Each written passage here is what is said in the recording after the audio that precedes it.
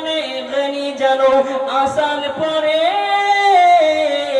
নবীজিকে সালাম দিলেন, ইয়া রাসূলুল্লাহ, ইয়া হাবিবাল্লাহ, ইয়া রাসূলুল্লাহ, ইয়া হাবিবাল্লাহ।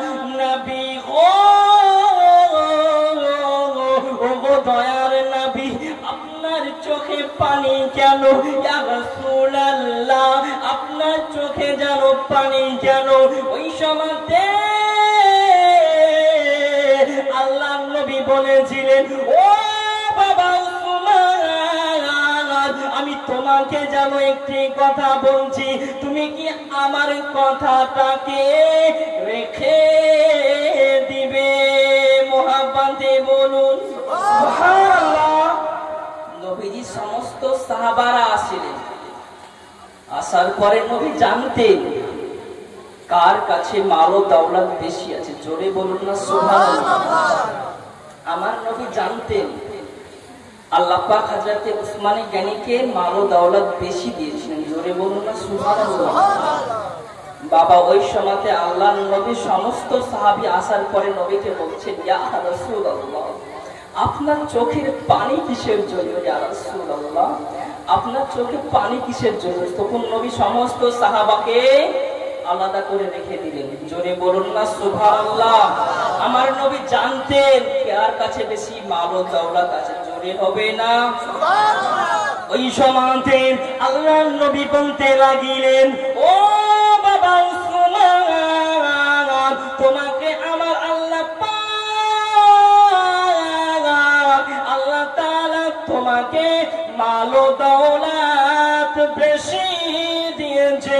ওই সময়তে আল্লাহর নবীর কথা শুনে ওই সময়তে বলতে লাগিলেন, ইয়া রাসূলুল্লাহ, ইয়া হাবিবাল্লাহ, নবী ও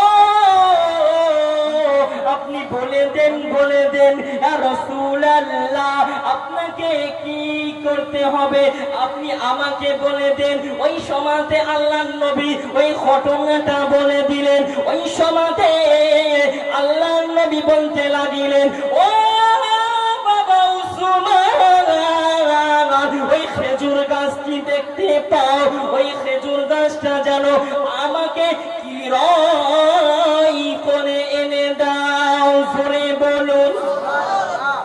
বিশ্বনবী সাল্লাল্লাহু আলাইহি ওয়াসাল্লামের কথা শুনে বাবা হযরতে উসমানে গনি দৌড়ে দৌড়ে যেন চলে যায়। জোরে হবে না সুবহানাল্লাহ। বাবা নবীর উপর মহব্বত দেখুন সাহাবাকে। শুধু আপনাদের বোঝাচ্ছি এটুকু যে নবীর প্রতি মহব্বতটা আমাদেরকে কেমন রাখতে হবে, বুঝতে পারছেন তো আপনারা? ওইটুকু বোঝাচ্ছি নবীর প্রতি মহব্বত। জোরে বলুন না সুবহানাল্লাহ। ভাই বাবাজি, সোনার মানিকেরা, ও যুবকেরা, ও আমার আম্মা জান বোনেরা, খালারা বেটিরা, আল্লাহর নবীর কথা শুনে দৌড়ে দৌড়ে দৌড়ে নবী পাকের সাহাবী উসমানে গনি যেন চলে যায়।